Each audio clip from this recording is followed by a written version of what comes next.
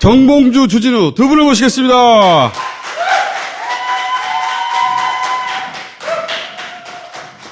자, 있다면 시리즈. 야 때문에 창피해 죽는 줄 알았어. 왜 나 때문에 창피해? 내가 창피해. 아우, 잠깐 부끄러워 죽겠어 내가 진짜. 아니, 여러분들 제 얘기를 좀 들어보세요. 아니, 내가 주주는데. 아유, 진짜 내가. 아니, 부끄러워. 아니, 그만해. 부끄러워도 돼. 내가 예보 옛날에 기사 썼는데 말이죠. 아유, 진짜. 아유, 진짜. 오늘 취재를 같이 하고 왔거든요. 한 팀이 3명, 4명씩 왔고, 한 네. 10명 이상 만났어요. 그래요? 지금 뭔가 한참 취재하고 왔는데 서로 흉보는 거야, 그때. 거기서. 자, 네 번째 시간이에요. 첫 시간은 대장동 1기와 2기가 있다. 중간에 대청소가 한 번 있다. 두 번째는 하나은행이 7천억짜리 PF를 일으켰는데 돈은 화천대유가 벌었다. 하나가 왜 그랬지? 그리고 이경재 변호사가 2015년 9월 1일 합류했다. 그때는 권력이 다 살아있을 때다. 누가 보냈나? 그리고 화천대유 시드머니는 키넨파트너스 통해서 들어왔는데 키넨파트너스의 대표가 최태원 회장의 비자금 관리회사의 부사장이었다. 자, 그리고 세 번째 시간에는 뭘 했냐? 대장동 1기 민간사업자 부산저축은행으로부터 1,100억을 대출받고요. 다른 데 합쳐서 1,800억을 대출받았어요. 근데 부산저축은행이 대출 연장을 안 해주는 거야. 그러면서 이 사업이 남욱 변호사에게 넘어갑니다. 주인이 바뀐 거죠. 자산도 없는 40대 변호사가 1,800억짜리 사업의 주인이 갑자기 됐어요. 어떻게 된 일이냐? 또 하나는 2014년 말과 2015년 초에 이 민간업자 이모 씨와 남욱 변호사 둘 다 소위 대청소 기간에 구속이 돼요. 기존 사업자가 둘 모두 구속이 됐는데 화천대유가 그 자리를 차지하고 들어가죠. 그때 김만배 전 기자가 등장하는 겁니다. 이때 남욱 변호사에서 김만배 전 기자로 사업 주도권이 다시 한번 바뀌는 거예요. 화천대유는 자본금 3억 5천을 넣었는데 겨우 이 1,800억짜리 땅에 사업 주도권을 가져가는 겁니다. 누군가 이렇게 하도록 만들었나? 자, 오늘 이야기는 어디서부터 출발합니까? 그림만 그릴게. 깡패는 가라. 그 다음에 검찰이 왔습니다. 청소하니까 그 다음에 돈이 필요하잖아요. 돈은 SK에서 먼저 됐습니다. 키넨파트너스. 키넨파트너스 사실상 회장의 비자금을 만지던 박중수나 남땡땡 이런 사람들이 했습니다. SK가 400억 원을 줍니다. SK가 종잣돈을 줍니다. 검찰이 정리하기도 전에 돈을 SK가 준비하고 있어요. 회사를 세우기도 전에 하나은행에서 준비하고 있었어요. 이게 남욱과 김만배를 보고 줬다고요? 곽상도는 이 화천대유가 세워지기도 전에 무슨 역할을 했어요. 그런데 곽상도 힘으로 검찰을 정리하고 SK 돈을 가져오고 하나은행을 가져왔을까? 내가 봉도사가 이렇게 열심히 공부하는 거 처음 봐가지고 너무 놀래요. 새벽에 전화해가지고 취재하러 가자고 하고 새벽에 전화해가지고 물어보고. 이 바보야, 그건 지난주에 얘기했어.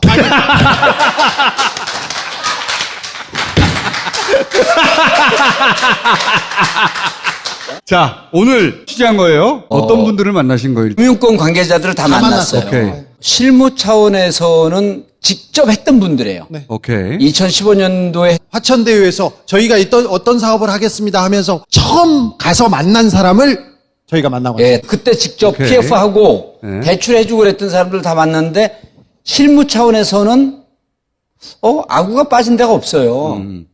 실무자들 입장에서는 예. 자연스럽게 이루어진 일이다. 그렇죠. 아구가 딱딱 맞아요. 그렇기 때문에 변호사들이 뭐라 하냐면 쓸데없는 질문을 하라. 그렇지. 2014년 12월에 예. 이강길 씨가 예. 민간사업자. 민간사업자 1호 예. 이분에 대해서 궁금하게 되면 정봉주 TV 보라고. TV를 보세요.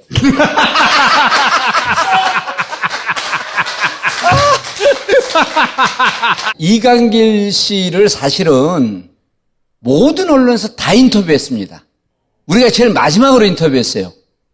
근데 27년 기자 생활한 김의겸 기자가 이걸 봤더니 그 저렇게 정리를 해야 되는데 왜 다른 언론사들은 이게 정리가 저렇게 안 됐을까?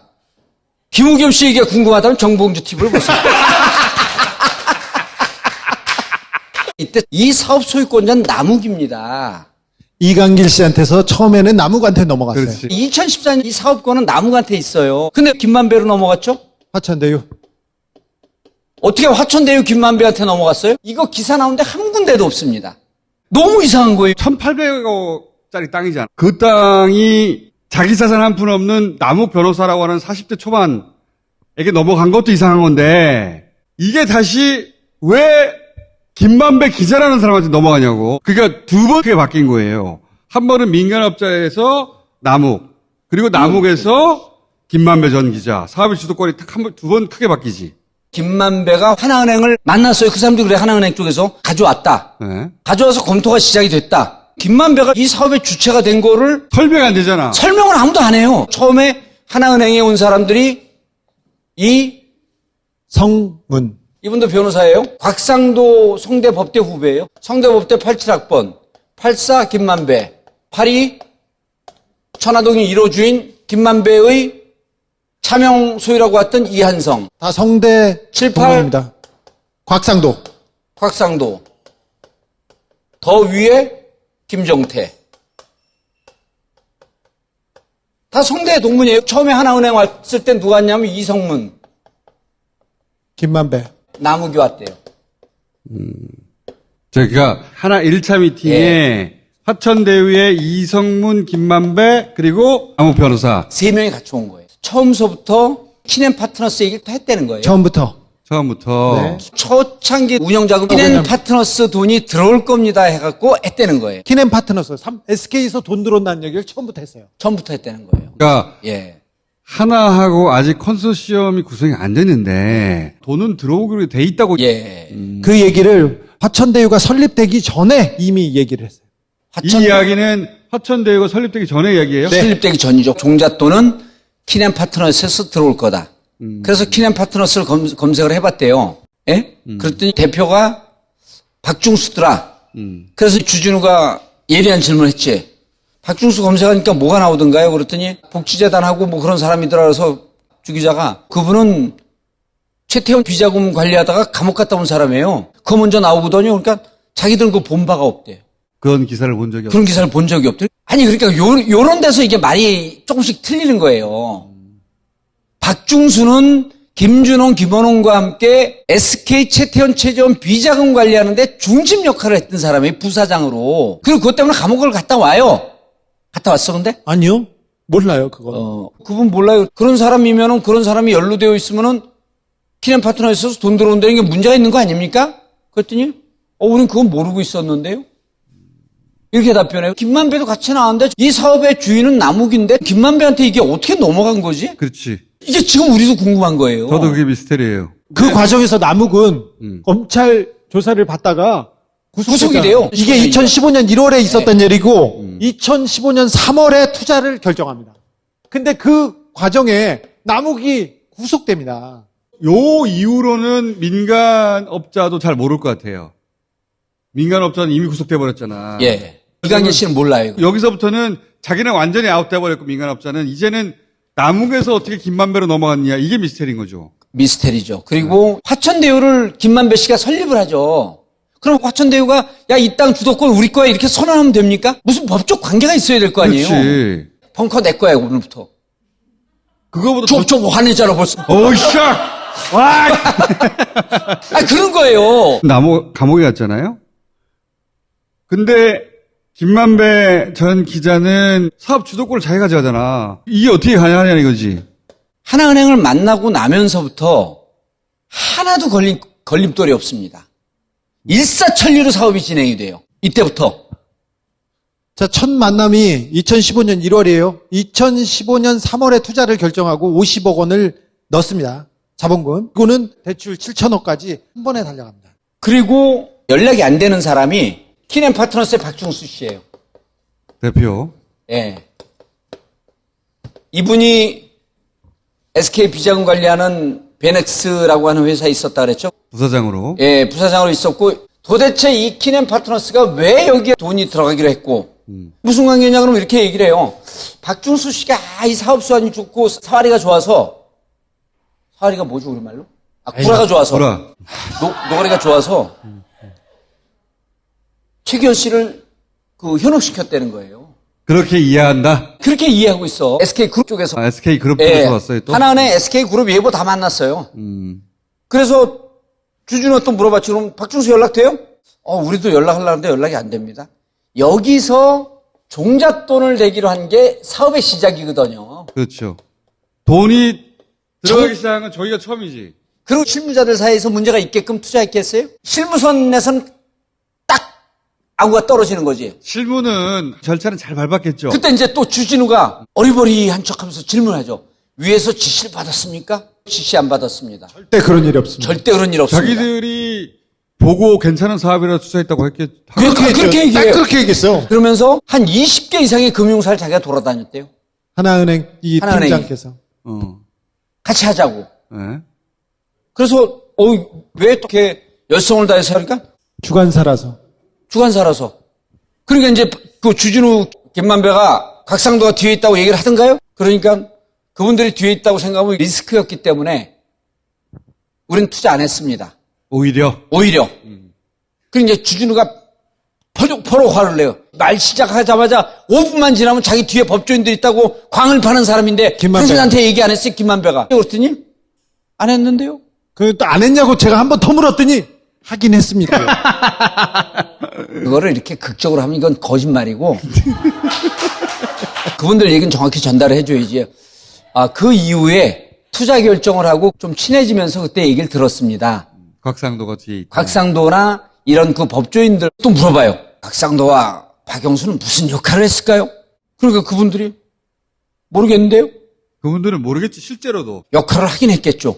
그 역할이 뭔지 우리는 모릅니다. 모르겠지. 그리고 이 일은 위에서 지시가 내려왔으면 우리는 안 했을 겁니다. 표준 답변을 들고 왔어. 표준 답변을 들고 왔죠. 자, 우리 방송 다 보는데 특히 다스베이다 보고 궁금한 게 더 있으면 이제 정봉주 TV로 보는데 처음에 50억은 투자였다. 7천억은 대출이었다. 하나은행이 왜 들어갔지라고 하는 의문이 생기지만 처음에 50억 투자고 7천억은 대출이라 그러면 좀 이해되지 않겠냐. 그래서 내가 화천대유가 3억 5천 되고 7%를 갖고 전체 수익 설계를 하는 게 맞습니까? 이렇게 물었는데 금융권에선 지분이 중요하지 않고 리스크가 중요한 겁니다. 토지 작업 그래서 7%가 다 운영하는 건가 그랬더니 토지 작업 뭐가 중요하냐고 하죠. 하나도 안 중요합니다. 이거. 네. 자, 하나은행은 2015년 1월에 처음 만나고 3월 2달 만에 투자를 했는데 21억 5천만 원을 냈고 32억 받았어요. 화천대유는 저 3억 5천을 내고 4천억 원 이상을 먹었어요. 그리고 7천억 원 대출로 회수한 돈은 대출로 10억 5천, PF 이자금 69억 해갖고 79억 5천만 원이요. 그러니까 7천억 PF 일으켜가지고 그렇죠. 투자 배당금은 32억. 7천억에서 먹은 거는 69억 플러스 10억 5천. 그 다음에 무슨 수당금인가 이렇게 해갖고 320억 받아간 거고. 그래서 물어봤어요.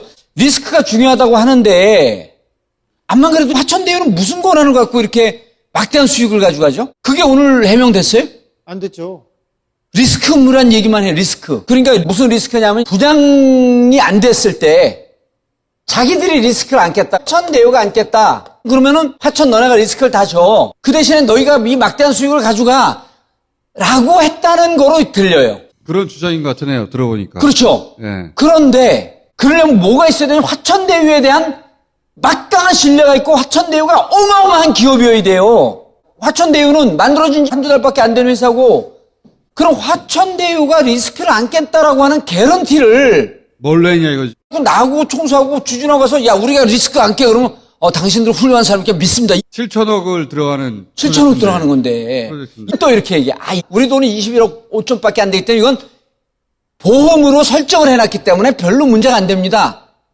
이게 잘 돼서 키넨파트너스 들어오고 7천억 대출은 나중에 문제입니다. 그러니까 우리가 날려봐야 날리는 돈은 21억 5천입니다. 그런데 여기서 문제가 되면 화천대유가 이 리스크를 어떻게 갖는 거죠? 그러니까 하나은행에서 화천대유를 선택한 이유가 하나은행의 설명대로라면 위험 부담은 화천대유가 졌기 때문에 화천대유에게 부동산 경기가 좋았을 때 생길 수 있는 이익을 안겼다는 거잖아요. 그럼 화천대유만 왔습니까? 라고 물어봤어요.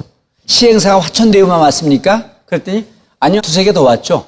그러면 나머지 두 개는 뭐가 문제 있어서 우리가 안 했고 화천대유는 이만저만 장점이 있어서 화천대유로 했습니다라고 하는 걸 얘기해 줘야 되는 거 아니에요? 그렇지. 왜 화천대유일까요? 그랬더니 정영학 씨를 원래부터 알고 있었습니다. 이게 설명이 다예요. 빈틈이 두 개 있네. 하나는 리스크가 없다라고 판단한 거잖아요. 하나은행의 주장대로라면. 저도 그렇게 보는 거예요. 지금 회사가 생기지도 않았는데 네.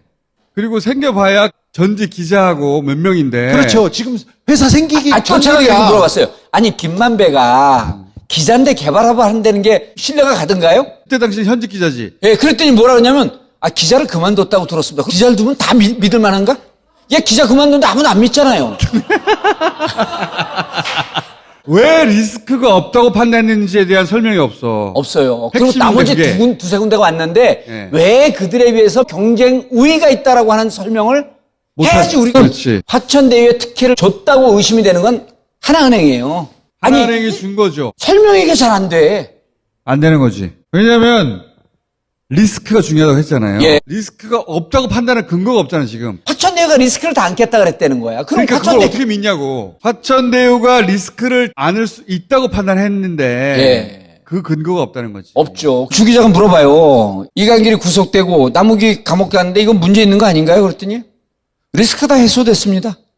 본부장 막 이런 사람들이 왔어요. 이사가. 그 양반들은 사업이 좋아 보여서 자기들 책임하에 자기들이 결정했다는 거잖아요 지금. 그리고 7명의 위원회에서 결정을 했기 때문에 그렇죠. 위원회에서 외부의 압력이 들어갈 수가 없는 상황이다. 위에서 시키기만 했으면 저희들은 절대 안 합니다. 회장님이나 은행장이 그리고 했으면 김만배가 곽상도 박용수 얘기를 하면 리스크가 있기 때문에 우리는 절대 안 했을 겁니다. 근데 그 말도 너무 웃긴다. 회장이 시키면 절대 안 했다니. 너무 준비를 오버해서 했다. 야, 회장이 시키면 해야지. 김종태 회장은 이런 디테일한 걸 잘 모르고 위에서 얘기한 대로서 우리는 절대 안 했을 겁니다. 이래요. 내가 그렇게 물어봤어. 월급은 밑에서 주냐 위에서 주지? 부자연스럽잖아. 이 사람들 회장이 시키면 우린 절대 안 합니다. 이렇게 어딨어. 보세요. 마지막 중요한 게 여러분들 정영화 결국 검찰이 입건 안 하잖아요. 이게 2014년에 이강길 구속시킬 때가 똑같은 수법입니다. 수법이라고 하지 마시고 그러면은 패턴이라고 합시다. 패턴. 반복 때부터. 수법이 있다면 이강길 씨 인터뷰한 지 오래됐거든요. 근데 그래요. 보세요. 정영학 입건 안 될 겁니다. 아, 처음부터 그랬어요? 그렇죠. 지금 세 번째 빠져나가는 거거든요. 첫 번째 2011년에 빠져나갔고 2014년에 한번 빠져나갔고 이번에 또 빠져나가는 거지. 그때도 녹음을 하고 그때도 가장 먼저 검찰이나 이강길 씨 얘기는 주장이기 때문에 100% 믿지는 않습니다. 우리도.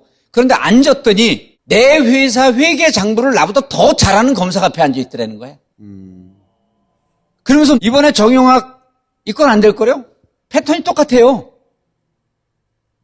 패턴이 우리말로 하면 수법인데. 그래서 이제 주진우하고 나하고 제일 궁금해하는 거는 이번에도 검찰은 정말 진범을 잡으려고 노력하지 않구나. 처음에 이제 이재명 후보 잡으려고 하다가 뜻대로 안 돼, 지금. 검찰 수사가 유동규, 김만배, 남욱 여기까지는 할 텐데 유동규에서 이재명 지사의 측근이란 그 분 이름이 안 나옵니다. 정진상 실장. 안 나와요. 예, 나옵니다. 그리고 수많은 검찰 출신이 있지 않습니까? 김수남이 있었고요. 곽상도가 있었고, 이창재가 있었고, 김기동이 있었고, 이동열이 있었고, 최재경이 있었는데 지금 검사로도 또 안 나가요. 곽상도가 내 50억 내놓으라고 지금 소리치는 게 나만 죽는다고? 지금 검찰 수사는 여기서 정리할 것 같아요. 중요한 건 이재명 시장을 겨냥하려고 했던 그 방향은 꺾였어요. 실패해버렸어. 예, 그건 실패. 돈이 나올 줄 알았는데 돈 안 예. 나온다고 그랬잖아, 처음부터. 돈 안 받았다니까. 그 디엔드. 끝났어, 이재명. 그러면은 이재명 후보가 뭐라 했어요? 돈 먹은 자가 범인이다. 그러니까 국힘애들이 돈을 지배한 자가 그놈이다. 맞아요. 돈을 지배한 자들 찾아야지, 그럼, 이 바보들아. 곽상도 돈 먹은 자 아니야. 그럼 거기서부터 돈을 누가 지배했는지, 돈을 지배는 화천대유가 했는데, 화천대유가 지배하게끔 하나은행이 칼자를 줘줬어요. 그리고 이거 지배한 자들을 파봐야 될 거 아니야. 그리고 그 얘기도 해요. 김정태와 김만배가 아는지 모르겠습니다. 그 얘기를 왜 해지? 우리가 물어보지도 않았는데. 오늘도 얘기가 듬성듬성 떨어져 나가요. 니네 이리 와, 이리 와. 아는지 모르는지 물어보게. 둘 다 와, 이리. 이리 와. 너네 감옥 가고 싶어?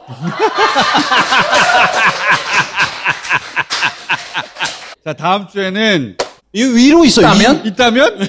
있다면 있나? 이 얘기를 해야지. 그러니까 또, 그 다음 주에 해. 아이, 다음 주에는 그러면 위로. 위로 가자고요. 이번 주에는 이 밑에 실무자들 만난 거예요. 네. 납득이 안 가기 때문에 위로 가자. 납득이 갈 만한 일이 위에 있지 않았을까? 있다면. 있다니까. 자, 들어가세요, 이제.